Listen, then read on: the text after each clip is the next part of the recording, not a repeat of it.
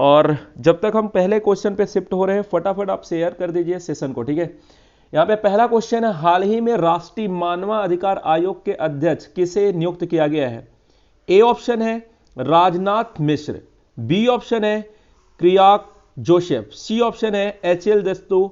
आपके पास 30 सेकेंड है, फटाफट अपने आंसर को सबमिट कर दीजिए। यू हैव ओनली 30 सेकेंड, आपके पास केवल 30 सेकेंड है आपने आंसर को देने के लिए। फटाफट आप अपने आंसर को सबमिट कर दीजिए। जैसा कि मैं देख पा रहा हूं यहाँ पे साउंड इज क्लियर, रिजवान जी का आ गया है, आशीष जी बोल रहे हैं बिल्कुल, आलोक जी बोल रहे हैं सी, सर्वेश जी यहाँ पे बोल रहे हैं सी, नितिन, अंगद, नीतू, धर्मेंद्र, युवराज, पूजा, निवेदिता, संदीप, विकास, बहुत सारे लोग यहाँ पे बोल रहे हैं सी, ठीक है। पवन, रुद्र, बहुत सारे लोग यहाँ पे सी बोल रहे हैं, सी आंसर बोल रहे हैं। श्रेया जी यहाँ पे हैं, इसके अलावा श्रवण, रुद्र, शिल्पा, बहुत सारे लोग बोल रहे हैं। आपके पास बहुत ज़्यादा टाइम नहीं है फ्रेंड्स, ठीक है। एक काम जरूर भी करेंगे, जिन लोग आंसर दे चुके हैं फटाफट जो है सेशन को शेयर कर देंगे, ताकि वो लोग जो ऑलरेडी जुड़े थे, जिनको अभी ये पता नहीं है, लिंक उनको मिल नहीं रहा होगा, उनको लिंक वापस से मिल जाए इस सेशन का, क्योंकि ये सेशन प्रॉपर तरीके से अभी शेयर नहीं हो पाया है। टाइम अप हो जाती है, ठीक है। एक बार अगर एग्जाम खत्म हो गया तो फिर हम घर पे जाके फिर कोई फायदा नहीं है।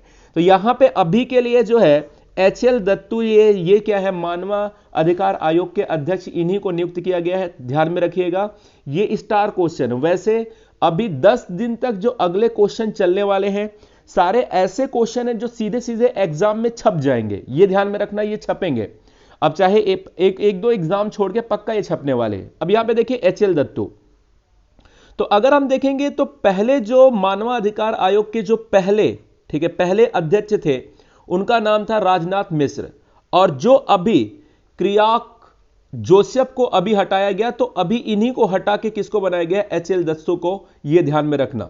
तो ये अभी लास्ट वाले थे और अभी करंट में कौन है, एचएल दत्तू। चलिए नेक्स्ट क्वेश्चन पे चलते हैं। यहां पे नेक्स्ट क्वेश्चन यहां पे निकल के आता है, सॉरी पहले इसमें थोड़ा सा डिस्कशन करेंगे। राष्ट्रीय मानवाधिकार आयोग, तो इसकी स्थापना हुई है 1993 में, मुख्यालय इसका नई दिल्ली है, ठीक है। चलिए नेक्स्ट क्वेश्चन पे शिफ्ट होते हैं। राष्ट्रीय महिला आयोग की अध्यक्ष कौन है? ए ऑप्शन आपके पास निकल के आता है रेखा शर्मा, बी ऑप्शन निकल के आता है ललित कुमार मंगलम, या सी ऑप्शन, ललिता कुमार मंगलम, या सी ऑप्शन आता है जयंती पाठक। डी ऑप्शन, इनमें से कोई नहीं। आपके पास 30 सेकेंड है, you have only 30 second to submit your answer. आपके पास केवल और केवल 30 सेकेंड है अपने आंसर को सबमिट करने के लिए, ठीक है। यहां पे बहुत सारे लोग प्रयास कर रहे हैं, ठीक है, बहुत सारे लोग बहुत अच्छा प्रयास कर रहे हैं, लेकिन आपके पास बहुत ज़्यादा टाइम नहीं है। आप फटाफट अपने आंसर को सबमिट कर दें। श्रवण जी का यहाँ पे आ गया ए, यहाँ पे अभिषेक जी का आ गया ए, संदीप जी का यहाँ पे आ गया, इसके अलावा श्रवण जी, सूरज जी, श्रेया जी, विनय जी, राजू जी, रुद्र जी, शिवांगी जी, जितेंद्र जी, प्रशांत जी, रुद्र जी, तिलक जी, राजा, और बहुत सारे लोग, रुद्र विजय, ठीक है, बहुत सारे लोगों ने अच्छा प्रयास किया है। बहुत सारे लोग आंसर देने का प्रयास कर रहे हैं, लेकिन यहाँ पे रिजवान जी है, रोहन जी है, रुद्र जी हैं, दयाशंकर जी हैं, सूरज जी हैं, बहुत सारे लोगों ने अच्छा प्रयास किया, लेकिन आपके टाइम होते ही आप टाइम अप, ठीक है। यहाँ पे देख पा रहे होंगे, यहाँ पे जो आंसर निकल के आएगा वो है रेखा शर्मा। ये क्वेश्चन ऑलरेडी पूछा जा चुका है, जो पिछला मैंने पूछा वो भी पूछा जा चुका है। ये राष्ट्रीय महिला आयोग की अध्यक्ष कौन है, ये भी ऑलरेडी पूछा गया क्वेश्चन है, ये ध्यान में रखिएगा। तो अभी वर्तमान में राष्ट्रीय महिला आयोग की जो अध्यक्ष है उनका नाम है रेखा शर्मा। थोड़ी बात और भी जानेंगी। अगर प्रथम महिला अध्यक्ष की मैं बात करूं तो प्रथम महिला अध्यक्ष जयंती पाठक जी थी, ठीक है, जयंती पाठक जी। और अभी किनको हटा के रेखा शर्मा बनी है, तो ललिता कुमार मंगलम को, इन्हीं को हटा के इनको बनाया गया है। तो यहां पे आंसर निकल के आता है ए। बहुत सारे लोगों ने अच्छा प्रयास किया है, you have done a great job here. अब आगे वाले क्वेश्चन पे जाने से पहले थोड़ा सा इसका डिस्कशन करेंगे। राष्ट्रीय महिला आयोग, ठीक है, ये इसकी जो स्थापना हुई है वो हुई है 1992 में। इसका जो मुख्यालय है वह नई दिल्ली है। और इसके अध्यक्ष के बारे में हमने पता कर लिया है कि अभी के लिए वर्तमान में रेखा शर्मा है, जयंती जी पहली अध्यक्ष थी, और ललिता कुमार मंगलम को हटा के ही रेखा शर्मा अभी आई है। तो चलिए नेक्स्ट क्वेश्चन पे चलते हैं। यहां पे क्वेश्चन है, निम्नलिखित में से ई कॉमर्स, आपको ये क्वेश्चन आ गया होगा, निम्नलिखित में से किस ई कॉमर्स कंपनी ने महिला उद्यमिता मंच का नया संस्करण पेश करने के लिए नीति आयोग, ध्यान में रखना, नीति आयोग के साथ समझौता किया है? ए ऑप्शन है क्लब फैक्ट्री, बी ऑप्शन है अमेजन, सी ऑप्शन है मिंत्रा, या फिर डी ऑप्शन है फ्लिपकार्ट। आपके पास 30 सेकेंड है, सबमिट योर आंसर। क्विकली आप अपने आंसर को सबमिट करेंगे। फ्रेंड्स, एक चीज ध्यान में रखिएगा आप कि ये जो क्लास है, ये क्लास अभी ऐसा चलिए ऐसा मान सकते हैं कि काफी तूफानी क्लास है, इससे क्वेश्चन छपेंगे ही छपेंगे, ऐसा मान के चलिए, ठीक है। इससे सीधे सीधे क्वेश्चन छप जाएंगे और सारे सारे बहुत ही इंपॉर्टेंट क्वेश्चन है इसमें। तो यहां पे जैसा कि मैं देख पा रहा हूं ऑलरेडी, यहां पे श्रेया जी का, श्रवण जी का, दयाशंकर जी का, तिलक जी का, संदीप, अभिषेक, रुद्र, प्रिंस, सर्वेश, मनोज, धर्मेंद्र, रुद्र, रोहित, ठीक है, रुद्र, आलोक, रोहित, अमर, नितिन, रुद्र, श्रेया, बहुत सारे लोग यहाँ पे, विजय जी है, नीतू जी है। आपके पास कुछ ही सेकेंड है। एक चीज ध्यान में रखना, कभी भी जो सफलता है ना, वो एक दिन के प्रयास से नहीं होती है। हमें डेली लगातार ढंग से काम करना पड़ता है, तब जाके हम कहीं सफल हो पाते। तो ध्यान में रखिएगा, लगातार हमें काम करने की जरूरत है। आपकी टाइम होती है up, time up, time up. अब यहां पे देखिए, आप में से लगभग सभी लोगों ने अच्छा प्रयास किया है, काफी लोगों ने इसमें सही आंसर दिया है। लेकिन एक बात है, ये क्वेश्चन में पिछली बार आपको यहां पे क्वेश्चन मार्क यहां पे छोड़ के गया था, ठीक है। तो ध्यान में रखना, महिला, ये क्या शब्द ध्यान में रखना, महिला उद्यमिता मंच, ठीक है। इसका जो नया संस्करण अभी किसने, तो फ्लिपकार्ट ने किया है। तो यहां पे डी आंसर सबसे ज्यादा सही है। कुछ लोगों को बी आंसर यहां पे क्लिक किए हैं। पिछली बार मैंने इसी पे आपको क्या करने के लिए कहा था, सोचने के लिए कहा था, ठीक है। तो चलिए, आपने अच्छा प्रयास किया है। चलिए यहां पे आगे वाले क्वेश्चन पे चलते हैं, लेकिन उसके पहले हम थोड़ी बहुत बातें नीति आयोग के बारे में जानेंगे। तो नीति आयोग, सबसे पहले योजना आयोग, पहले योजना आयोग था, योजना आयोग को हटाकर ही कौन सा आयोग बना, नीति आयोग बना। और योजना आयोग का निर्माण हुआ था 1950 में। प्रथम जो पंचवर्षीय योजना आई थी 1951 में आई थी, यानी 1951 में आई थी। ध्यान में रखना, योजना आयोग का निर्माण हुआ था 1950 में, और पहली जो पंचवर्षीय योजना है वो आई थी 1951 में। अगर मैं बात करूं तो अब तक टोटल मिला के 12 पंचवर्षीय योजना है, 12 पंचवर्षीय योजना है। और 12 पंचवर्षीय योजना में कुछ चीजें आप ध्यान में रखिएगा। पहला, अगर 12वीं पंचवर्षीय योजना की बात करो तो यहां पे आया था एक शब्द जिसका नाम था संपोषणी, या ठीक है, संपोषणी या सतत विकास। कौन सा, सतत विकास, ठीक है। सतत विकास किसमें आया था, 12वीं पंचवर्षीय योजना में। 11वीं जो पंचवर्षीय योजना थी, इसमें शब्द का प्रयोग किया गया था समावेशी विकास। कौन सा, समावेशी विकास। ये दो बातें आप अभी के लिए याद रखना। अगर ये याद है, इस पे ऑलरेडी बहुत बार क्वेश्चन पूछा जा चुका है।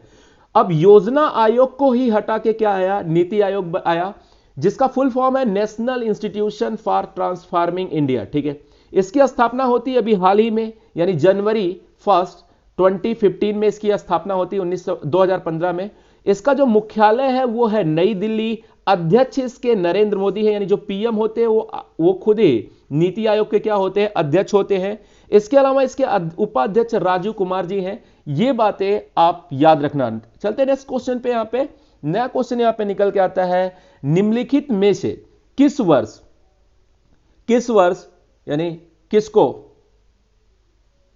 ठीक है, किसको वर्ष 2020 के प्रतिष्ठित इंटरनेशनल बुकर प्राइज से सम्मानित किया गया है, ठीक है। 2020 के प्रतिष्ठित क्या, इंटरनेशनल बुकर प्राइज। ध्यान में रखना, इंटरनेशनल बुकर प्राइज। एक तो केवल बुकर प्राइज है, ये क्या है, इंटरनेशनल बुकर प्राइज है, सम्मानित किया गया है। आपके पास बहुत ज्यादा समय नहीं है, आप फटाफट अपने आंसर को सबमिट करें, फटाफट अपने आंसर को सबमिट करें, ठीक है। आपके पास 30 सेकेंड है, you have only 30 second to submit your answer. आपको आंसर सबमिट करने के लिए केवल 30 सेकेंड है। यहां पे बहुत सारे लोगों ने यहां पे सी आंसर देने का प्रयास किया है। You have done a great job here, आपने बहुत अच्छा प्रयास किया है। आप सोच समझ के इस चीज का आंसर देना, क्योंकि ये चीजें इतनी आसान नहीं है। क्वेश्चन काफी अच्छा है और आपको सोच समझ के ही आंसर देना चाहिए, ठीक है। तो फटाफट अपने आंसर को सबमिट करिए। यहां पे मैं देख पा रहा हूं श्रेया जी का आंसर आ चुका है। इसके अलावा और भी बहुत सारे लोगों का आंसर आ चुका है, जैसा कि मैं देख पा रहा हूं, ठीक है। बहुत सारे लोगों ने अच्छा प्रयास किया है और आपका टाइम होने वाली है up, time up, time up, time up. आपकी टाइम होती है यहाँ, ठीक है। अगर आप देख पा रहे होंगे, ठीक है, तो यहां पे जो अभी आपको अवार्ड दिया गया है वो किसको दिया गया है, तो इनका नाम है मारिके लुकास। क्या नाम है इनका, मारिके लुकास। इनको दिया गया है। यहां पे सी ऑप्शन सबसे ज्यादा करेक्ट आंसर है, ठीक है। आप जो ओके ओके, यहां पे सी आंसर इज द, ठीक है, मोस्ट करेक्ट आंसर। अब जरा देख लीजिए एक बार इनके बारे में, दो चीजें हैं। मैन बुकर इंटरनेशनल प्राइज, इसे क्या बोलते हैं, मैन बुकर इंटरनेशनल प्राइज। इसकी स्थापना होती है 2004 में होती है। अब ध्यान में रखना, मैन बुकर इंटरनेशनल प्राइज, उसका जो, ठीक है, किसी भी भाषा में हो सकता है, ठीक है, ओरिजिनल उपन्यास इंग्लिश में लिखा, ठीक है, होना चाहिए, और ट्रांसलेट किस में होना चाहिए वो, ठीक है, इंग्लिश में होना चाहिए या फिर नहीं होना चाहिए, लेकिन ट्रांसलेट किस में होना चाहिए, वो इंग्लिश में होना चाहिए। मान लीजिए किसी आपने नोवेल लिखा, कोई उपन्यास लिखा, जब आप उपन्यास लिख रहे हो, ठीक है, आप उपन्यास लिख रहे हो, तो ये किस में होना चाहिए, ट्रांसलेट किस में होना चाहिए, इंग्लिश भाषा में होना चाहिए। तो आपको, ठीक है, आपको जो है मैन बुकर इंटरनेशनल प्राइज के लिए सेलेक्ट किया जाएगा। अभी के लिए जैसा कि यहां पे आप देख पा रहे होंगे, ठीक है, अभी के लिए यहां पे पहली डच है उनको मिला है, और उनका नाम है, आप सभी लोगों को पता है, मारिके लुकास, ठीक है। और यहां पे देख पा रहे होंगे ये जो पुरस्कार है, ये उनको 29 साल की उम्र 29 साल की उम्र में इनको मिला है। और इसको ध्यान में रखना, ये जो बुक है, ठीक है, ये पहली बार किसी डच को मिला है, ठीक है, डच महिला को मिला खासकर, तो ये पहली बार ऐसा हुआ है। और ये सबसे कम ऐसी पुरस्कार पाने वाली सबसे कम उम्र की लेखिका भी बन गई है। नाम इनका ध्यान में रखना, मारिके लुकास, और प्राइज कौन सा है, इंटरनेशनल बुकर प्राइज, ये ध्यान में रखने वाली बात होगी, ठीक है। 2020 में अभी ये जल्दी का डेटा है। अगला चलते हैं, यहां पे देखिए, वो था इंटरनेशनल बुकर प्राइज, और ये क्या है, केवल बुकर प्राइज। दोनों में अंतर है, अभी दोनों में देखेंगे क्या अंतर है बराबर एक दूसरे से। तो निम्नलिखित में से 2020 का बुकर प्राइज से इनमें से किसे सम्मानित किया गया। आपका ए आंसर है अवनी जोशी को, बी ऑप्शन है ओल्गा टोकारजुक को, डी ऑप्शन है डायना कुक को, या सी ऑप्शन है, डी ऑप्शन है आपका डगलस स्टुअर्ड को। ठीक है, आपके पास 30 सेकेंड है, सबमिट करिए अपने आंसर को, फटाफट अपने आंसर को सबमिट करेंगे। जितेंद्र जी बोल रहे हैं कि यहाँ पे थोड़ी सी इनको प्रॉब्लम आ रही है, आप अपना नेट थोड़ा सा चेक कर लें। यहाँ पे सब बढ़िया चल रहा है, आप स्टूडियो में जो चीज़ें चल रही है वो भी अच्छी चल रही है, इसमें कोई दिक्कत नहीं है नेटवर्क वगैरह में। यहाँ पे विकास जी का आंसर आ चुका है ऑलरेडी, ठीक है। इसके अलावा अभिषेक जी का आ गया है, अंगद जी का आ गया है, अभिषेक, श्रवण जी का आ गया, विजय जी का आ गया, अनिल जी का आ गया, दयाशंकर जी का आ गया। बहुत सारे लोगों ने अच्छा प्रयास किया। You have done a great job here, आपने बहुत अच्छा प्रयास किया है। You have done a great job here, ठीक है, आपने बहुत ज्यादा अच्छा प्रयास किया है। और यहाँ पे काफी लोग अच्छा आंसर दे पा रहे हैं, ठीक है, आपने काफी अच्छा प्रयास किया है और काफी लोग अच्छा आंसर दे पा रहे हैं, जैसा कि मैं देख पा रहा हूं। तो यहां पे दो चीज है, ध्यान में रखना, बुकर प्रयास, यहां पे दो प्राइज है, मैन बुकर प्राइज है, ठीक है, और मैन बुकर इंटरनेशनल प्राइज है। यहां पे अगर आप देख पाएंगे तो यहां पे D option is the most correct answer, Douglas Stuart, ठीक है। आपका टाइम अप होती है, डगलस स्टुअर्ट, यहां पे ये है मैन, ठीक है, यह बुकर प्राइज भी इसे बोला जाता है और मैन बुकर प्राइज भी बोला जाता है। तो पहले हम थोड़ा सा अंतर करेंगे। अगर जब भी आपसे पूछा जाएगा बुकर प्राइज के बारे में, ढंग से देखिएगा, अंतर देख लीजिएगा, ढंग से देखिएगा। अगर जब भी पूछा जाएगा बुकर प्राइज के बारे में, तो यहां पे दो बुकर प्राइज है और दोनों अभी 2020 में अभी मिली है। तो इसमें पहला जो है उसका नाम है मैन बुकर प्राइज। क्या नाम है इसका? Man Booker prize. और जो दूसरा है इसका नाम है मैन बुकर इंटरनेशनल प्राइज। क्या? मैन, ठीक है, बुकर इंटरनेशनल यहां पे वर्ड आ रहा है, इंटरनेशनल प्राइज। अब दोनों में अंतर क्या है? अब ध्यान में रखने वाली बात है, दोनों में थोड़ी बहुत अंतर है। और वो अंतर क्या है? वो अंतर यह है कि अगर आप बुकर प्राइज की बात करेंगे, अगर आप बुकर प्राइज की बात करेंगे तो जो बुकर प्राइज है, ठीक है, अगर आप बुकर प्राइज की बात करेंगे तो जो बुकर प्राइज है इसमें जो उपन्यास होना चाहिए, जो उपन्यास होना चाहिए वो किस भाषा में लिखा होना चाहिए? तो वो इंग्लिश में लिखा होना चाहिए, ठीक है। ओरिजिनल उपन्यास क्या होना चाहिए? इंग्लिश में लिखा होना चाहिए। अगर इंग्लिश में नहीं लिखा गया, ठीक है, अगर इंग्लिश में नहीं लिखा गया तो आपके उपन्यास को मैन बुकर प्राइज नहीं मिलने वाली। ये ध्यान में रखना, इंग्लिश में ही लिखा रहना चाहिए, तभी आपको मिलेगा। दूसरी बात है, मैन बुकर प्राइज केवल कॉमनवेल्थ के जो नेशन है, कॉमनवेल्थ के जो नेशन है केवल उन्हीं को मिलता है। कॉमनवेल्थ मतलब समझिए, ठीक है। जब ब्रिटेन की सबसे पहले क्या थी? सारे देश पे कॉलोनी थी। इंडिया पे देख लीजिए किसी, ठीक है, पाकिस्तान तो इंडिया के ही भाग था। इसके अलावा बहुत सारे, जैसे कि अगर आप देखेंगे म्यांमार आज के समय में, बर्मा, तो यहां पे कंट्रोल किसका था? ये अगर आप कहेंगे तो डायरेक्टली इंग्लैंड का था, ठीक है, इंग्लैंड का इन सभी रीजन पे क्या था, कंट्रोल था। जब ये गए, इंग्लैंड जब यहां से गया तो वहां पे एक कॉमन, ठीक है, यहां कॉमनवेल्थ नेशंस का निर्माण किया, या इसमें बहुत सारे देश आते हैं।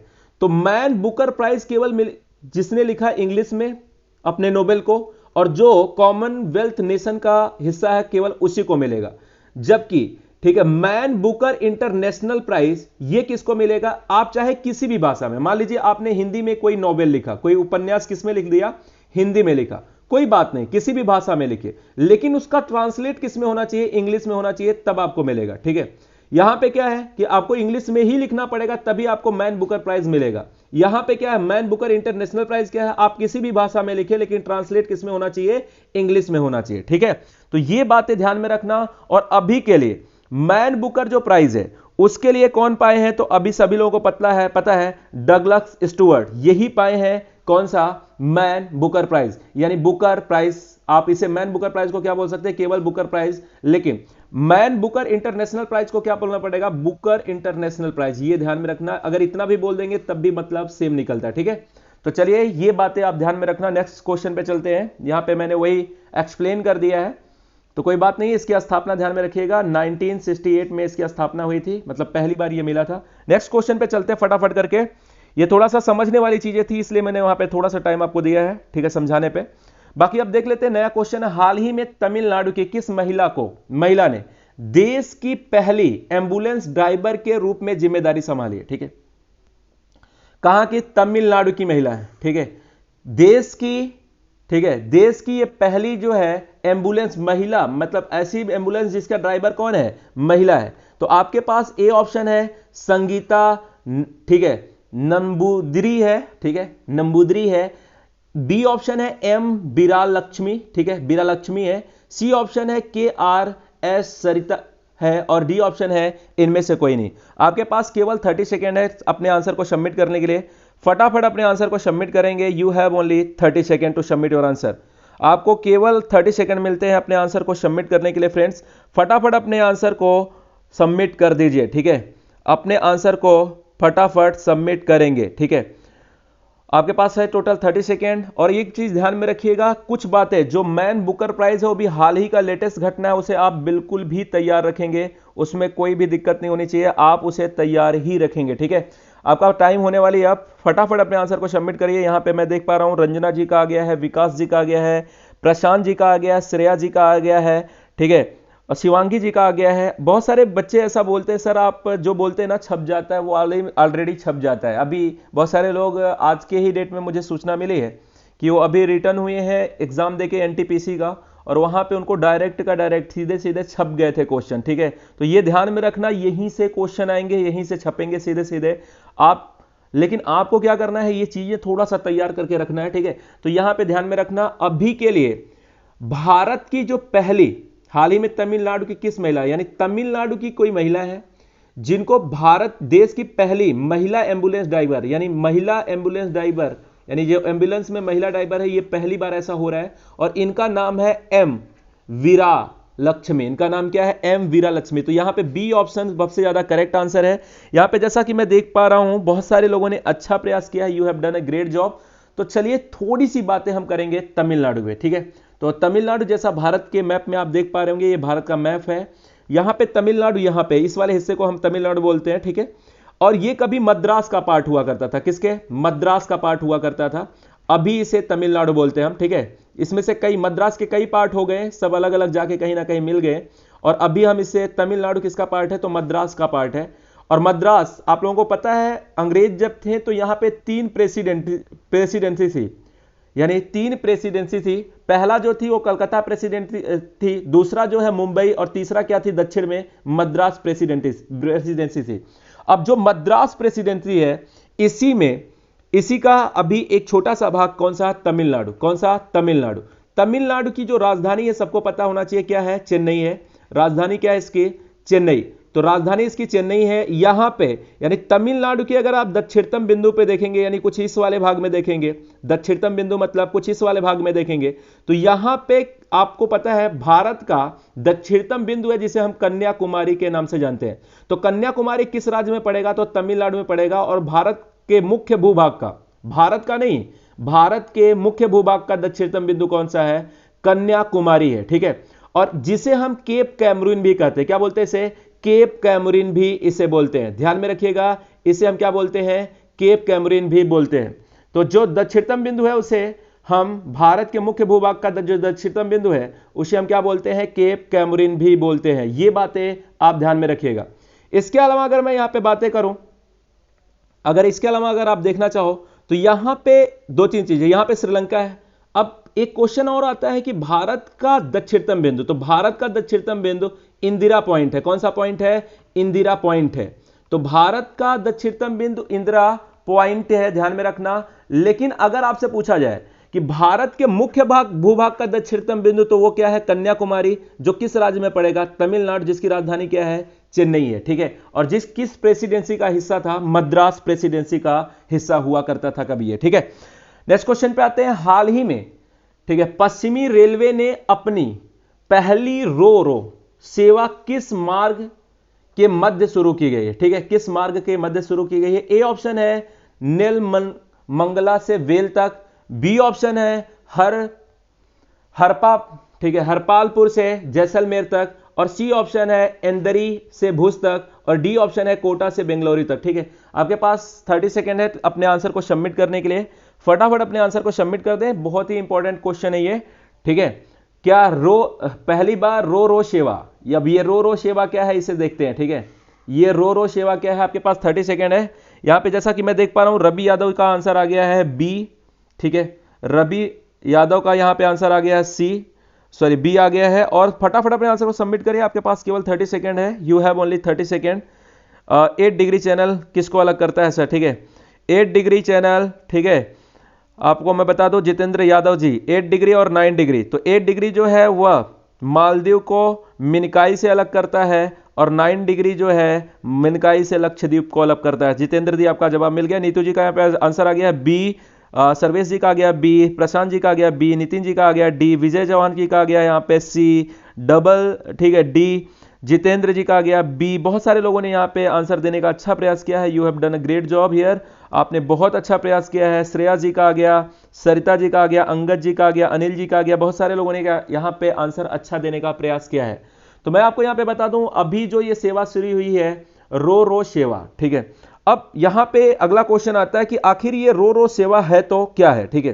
तो ध्यान में रखना, ठीक है, रोल ऑन रोल ऑफ ऐसा क्या करेगी? अब जो ट्रेन है, ट्रेन क्या करेगी कि आप लोगों को पता है कि ट्रेन पे अब जो ठीक है, खेती से संबंधित, यानी खेती के उत्पाद से संबंधित, मान लीजिए ये रेल है, ठीक है, तो ये खेती के उत्पाद से संबंधित। तो रेल में आपको पता है जब ट्रेन होती है तो यहां पे ट्रेन के पीछे देखेंगे तो यहां पे बहुत सारे डिब्बे लगे रहते हैं, और यहां पे कंटेनर रखे जा सकते हैं, और अगर कंटेनर के अलावा यहां पे ट्रक भी आप रख सकते हो। तो यहां पे क्या रखे जाएंगे? ट्रक रखे जाएंगे। लेकिन वो जो ट्रक होंगे, ठीक है, वह ट्रक जो होंगे वह किससे संबंधित होंगे? यहां पे ट्रक रखे जाएंगे, और ये जो रेल होगी यह जाएगी एक स्थान से दूसरे स्थान। एक स्थान मतलब, ठीक है, नेल मलंगा से जाएगी बेल तक। तो नेल मलंगा कहां पे है? तो नेल मलंगा है बेंगलुरु में, ठीक है, बेंगलोर में है। तो बेंगलोर से जाएगी ये, ध्यान में रखना, बेंगलोर से कहां तक जाएगी ये? तो ये सोलापुर बेंगलोर से कहां पे जाएगी?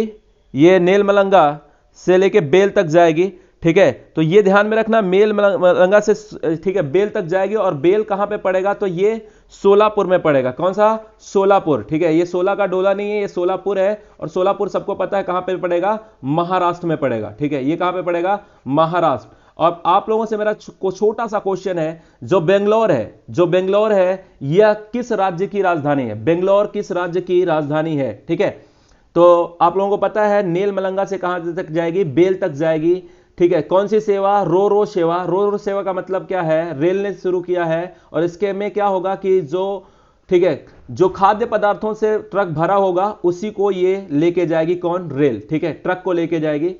तो ये ध्यान में रखना।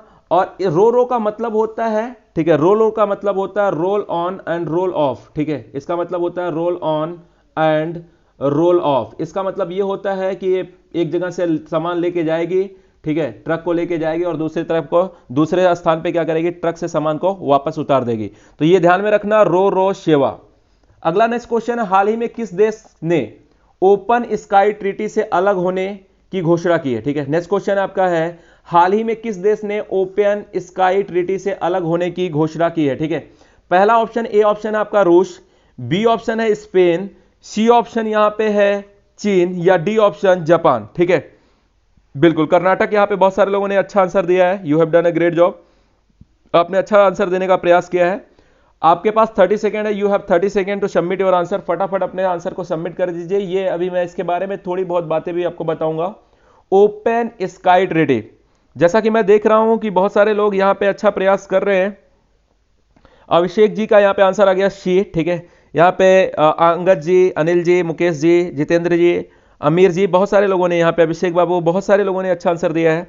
तिलक जी का यहां पे आंसर आ गया, अंगद, विकास, धर्मेंद्र, निवेदिता, सुनील, ठीक है, साधना, बहुत सारे लोग यहां पे आंसर दे पा रहे होंगे। आपके पास बहुत कम समय है। बहुत बार ऐसा होता है कि आपका जो कनेक्शन है, आपका जो इंटरनेट है जो आप यहां पे चलाते हो, वो सही काम नहीं करता है, तो काफी बार आपका नेटवर्क सही नहीं रहता है। लेकिन अभी मुझे लगता है पूजा जी का आंसर आ गया यहाँ पे सी, नीतू जी का आ गया सी, तिलक जी का पे रस, बहुत सारे लोग यहाँ पे, सर्वेश जी हैं, रंजना जी हैं, शिवांगी जी हैं, हरमन जी, नितिन जी हैं, बहुत सारे लोगों ने यहाँ पे अच्छा प्रयास किया है। You have done a great job. ठीक है, तो यहाँ पे मैं देख पा रहा हूँ बहुत सारे लोगों ने ए आंसर दिया है, ए आंसर। अब आपका टाइम होती है, अब टाइम अप, टाइम अप। देखिए यहाँ पे देख लीजिए, पहला ये ओपन स्काई ट्रीटी क्या है समझिए। ये पहले आंसर देख लीजिए, आंसर यहाँ पे रूस। ठीक है, अब ओपन स्काई ट्रीटी मतलब ये होता है कि मान लीजिए ये यूएसए है, ये समानता यूएसए और रूस के बीच में एक, ठीक है, एक समझौता हुआ था। यूएसए और रूस के बीच में अब समझौता हुआ था कि जब भी ऐसा लगे, यूएसए को लगे, तो यूएसए जो है अपने एक यान को कहां पे भेज सकता है, रूस में भेज सकता है। लेकिन वो जो यान होना चाहिए, यानी जो जहाज होना चाहिए, वो जहाज जो है लड़ाकू जहाज नहीं होनी चाहिए, उसमें कोई वेपन नहीं होना चाहिए, सामान्य जहाज होना चाहिए। वो रूस के ऊपर ऊपर उड़ेगी और रूस में देखेगी कि कहीं कोई मिलिट्री बिल्डअप तो नहीं हो रही, यानी मिलिट्री बिल्डअप तो नहीं हो रही, यानी यहाँ पे रूस की सेना तैयार तो नहीं हो रही है यूएसए को समाप्त करने के लिए, या यूएसए पे बमबारी करने के लिए, या युद्ध करने के लिए। उसी प्रकार से रूस भी क्या कर सकता है कि जब उसे लगे कि यूएसए कहीं उसके ऊपर तो कोई ऐसा अटैक नहीं करने वाला, कुछ ऐसी चीजें गतिविधियां तो यूएसए में नहीं हो रही है, तो रूस भी अपनी जहाज को कहां पे भेज सकता है, यूएसए में भेज सकता है, परीक्षण करने के लिए, केवल देखने के लिए। लेकिन ये जहाज जो होगी, ये जो प्लेन होगा वो, ठीक है, वो लड़ाकू जहाज नहीं होगी, नॉर्मल जहाज होगी, जिससे ये सर्वेक्षण कर लेंगे। इससे होगा क्या, इस ट्रीटी, ठीक है, इसे भी बोला गया ओपन स्काई ट्रीटी। ठीक है, ये एक दूसरे का देश में जाएंगे और परीक्षण करके आएंगे। तो सर इससे होगा क्या, इससे ये होगा कि मान लीजिए अभी समय में, मान लीजिए किसी समय जो है रसिया और यानी रूस और यूएसए के जो संबंध है ये बिल्कुल सही नहीं होते हैं, और रूस को लगता है कि नहीं यूएसए हमारे खिलाफ कोई साजिश कर रहा है, तो ये अपनी प्लेन भेज सकता है। रूस अपनी प्लेन भेजेगा कहां पे, यूएसए में, देखने के लिए कि क्या वहां पे ऐसा कोई चीज तो नहीं चल रही है। इससे क्या होगा कि अगर कोई गलत अफवाह उड़ेगी और ये रूस ने अपना प्लेन भेजा, तो जो सारी अफवाह है उसको बारीकी से जांच कर पाएगा कौन, रूस, और जो युद्ध की स्थिति बन सकती थी उसे समाप्त किया जा सकता है। तो आप लोगों को पता है जब डोनाल्ड ट्रंप साहब जब यहां पे राष्ट्रपति थे, तो उन्होंने बोला कि हम इस ट्रीटी को क्या करेंगे, समाप्त करेंगे। ठीक है, इसे क्या कर देंगे, समाप्त करेंगे। और अभी हाल ही ने रूस के जो राष्ट्रपति हैं, ठीक है, व्लादिमीर पुतिन साहब, उन्होंने भी बोला कि हमें अब अभी उन्होंने घोषणा किया है कि अब हमें इस ट्रीटी से क्या करना है, अपने आप को अलग करना है। तो ध्यान में रखना, यहां पे A option is the most correct answer. कुछ बातें जान लेते हैं। ये रूस में एक तो, ठीक है, विश्व का सबसे बड़ा देश कौन सा है, रूस है। नंबर 1 सबसे बड़ा देश कौन सा है, रूस है। दूसरा अगर देखेंगे तो रूस में यूराल पर्वत है। कौन सा, यूराल पर्वत का नाम सभी लोगों ने सुना होगा। तो यूराल पर्वत कहां पे पड़ेगा, तो वो रूस में पड़ेगा। तीसरा लेक बैकाल, बैकाल झील, आप सभी लोगों ने सुना होगा बैकाल झील, तो बैकाल झील भी कहां पे पड़ेगी, ये रूस में पड़ेगी। रूस का वह भाग, रूस एक ऐसा देश है जो कहां पे पड़ता है, एशिया में भी पड़ेगा, एशिया महाद्वीप में भी पड़ेगा, और रूस जो है वह यूरोप महाद्वीप में भी पड़ेगा। ध्यान में रखना, रूस एशिया में भी पड़ेगा और यूरोप में भी पड़ेगा। रूस का वह भाग जो एशिया में पड़ता है उसे हम यूरेशिया बोलते हैं। क्या बोलते हैं उसे, यूरेशिया। ध्यान में रखना, रूस का वह भाग जो एशिया में पड़ता है उसे हम यूरेशिया बोलते हैं। ये बातें आप ध्यान में रखना, ठीक है, ये बातें आप ध्यान में रखना। तो यहां पे रूस के बारे में हम लोगों ने क्या क्या सीख लिया। रूस में एक तो बैकाल झील है, दूसरा रूस में बैकाल झील तो है ही, साथ में यहां पे यूराल पर्वत है। रूस क्षेत्रफल की दृष्टि से सबसे बड़ा देश है, ठीक है। और रूस का वह भाग जो एशिया में पड़ता है, रूस दोनों महाद्वीप में पड़ेगा, एशिया महाद्वीप में और यूरोप महाद्वीप में। लेकिन जो एशिया में पड़ेगा उसे हम क्या बोलेंगे, सॉरी उसे हम क्या बोलेंगे, साइबेरिया बोलेंगे। क्या बोलेंगे, साइबेरिया, साइबेरिया, ठीक है, ध्यान में रखना, साइबेरिया। यूरेशिया किसे बोलते हैं, यूरेशिया किसे बोलते हैं, यूरेशिया, यूरेशिया इक्वल टू क्या होता है, यूरोप प्लस एशिया, ध्यान में रखना, यूरोप प्लस एशिया, यूरोप, ठीक है, प्लस एशिया इक्वल टू क्या होता है, एशिया, यूरेशिया, ठीक है। तो यूरेशिया किसे बोलेंगे, यूरोप प्लस एशिया, यानी दो महाद्वीपों को मिलाने पर क्या बनेगा, यूरेशिया बनेगा, ये ध्यान में रखना। रूस का वह भाग जो एशिया में पड़ता है उसे क्या बोलते हैं, साइबेरिया, ठीक है। तो चलिए नेक्स्ट क्वेश्चन पे चलते हैं। यहां पे नेक्स्ट क्वेश्चन है, हाल ही में किस देश ने साइनोफार्मा कोविड 19 टीके को मंजूरी दी है, ठीक है। ये क्वेश्चन निकल के आता है, हाल ही ने किस देश ने साइनोफार्मा, ध्यान में रखना, कोविड 19 के टीके की मंजूरी दिया है। आपका आंसर ये है रूस, बी है बांग्लादेश, सी है चीन, या डी है पाकिस्तान, ठीक है। फटाफट अपने आंसर को सबमिट करेंगे, ठीक है, अपने आंसर को फटाफट सबमिट कर लीजिए, आपके पास कुछ ही सेकंड है, you have only few second to submit your answer, ठीक है। यहां पे कुछ ही सेकंड आपके पास है, आप फटाफट अपने आंसर को सबमिट कर लीजिए फ्रेंड्स, ठीक है। यहां पे मैं देख पा रहा हूं बहुत सारे लोगों ने आंसर आ चुका है, जैसे श्रेया जी का आ चुका है, सरिता जी का आ गया है, नीतू जी का आ गया है, विकास जी का आ गया है। बहुत सारे लोगों का ऑलरेडी क्वेश्चन का आंसर आ चुका है। इन्होंने, किसी ने ए बोला है, किसी ने बी बोला है, किसी ने सी बोला है। राजा राम, साधना, नितेश, अब्दुल रज्जाक जी है यहाँ पे जुड़ चुके हैं ऑलरेडी। तो आपका अब टाइम होने वाली है, आप your time is going to be up. Anil ji का आ गया, पूजा, विजय, जितेंद्र, बहुत सारे लोगों ने अच्छा प्रयास किया है। अब ध्यान में रखिए, टाइम आपकी अप हो गई है। यहां पे देखिए, अभी जो है साइनोफार्मा, ठीक है, इस प्रकार की कोविड 19 की जो मंजूरी दिया गया है वो किसके द्वारा दिया गया है, तो अभी इसको किसके द्वारा दिया गया है, तो उस देश का नाम है पाकिस्तान। पाकिस्तान ने साइनोफार्मा नाम की कोविड 19 की दवा है, टीका है, और इसको मंजूरी दे दिया गया है। अब देखिए, अगर इसे पाकिस्तान ने मंजूरी दिया है तो जाहिर सी बात है किस देश से होना चाहिए। साइनोफार्मा ये चीन के द्वारा बनाया गया क्या है, कोविड 19 का टीका है। किसके द्वारा, चीन के, यानी चाइना के द्वारा बनाया गया कोविड 19 की क्या है, टीका है। ये ध्यान में रखना। पाकिस्तान आखिर किसको दे सकता है, भारत को देगा नहीं, क्यों, क्योंकि हमारे अच्छे रिश्ते वैसे कम चलते हैं। और किसको देगा, फिर चाइना को देगा, और वर्ल्ड में इसका बहुत सारे देशों से इसकी खुद की नहीं बनती है, तो ये ध्यान में रखना। नेक्स्ट क्वेश्चन पे आते हैं। हाल ही में यूजीसी, ठीक है, यूजीसी ने देश के कितने विश्वविद्यालयों को फर्जी घोषित किया है, ठीक है, ये क्वेश्चन है। लेकिन इस क्वेश्चन के पहले फ्रेंड्स, ये क्वेश्चन मैं आपके कल के लिए देके जाता हूं। फटाफट हम लोग आते हैं आज के एंडिंग में, क्योंकि आज जो है थोड़ा सा लेट सेशन शुरू हुआ है, कोई बात नहीं है, आज के एंडिंग में आते हैं, हम वो कल सेशन करेंगे। किसी का कोई क्वेश्चन है तो आप कमेंट सेक्शन में क्वेश्चन को पूछ सकते हैं, ठीक है। डेली मेरा क्लास जो है 9 to 10 PM चलेगा, ठीक है, ये एकदम क्लियर है, 9 to 10 PM ये क्लास चलेगा। ये नंबर है 9971609914, ठीक है, इस पे आप कॉल कर सकते हो, और कोई भी आपका डाउट हो, कोई भी प्रॉब्लम आती है तो उसको आप पूछ सकते हो।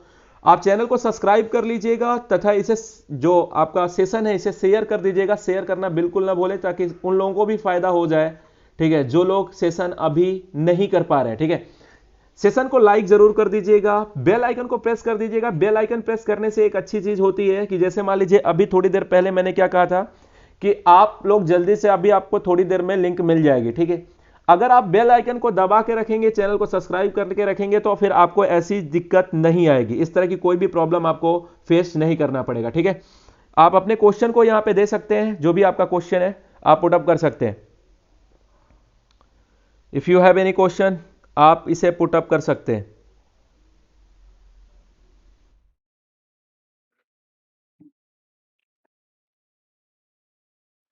ठीक है फ्रेंड्स, तो मिलते हैं नेक्स्ट सेशन में। Thank you very much for watching and supporting me. Thank you.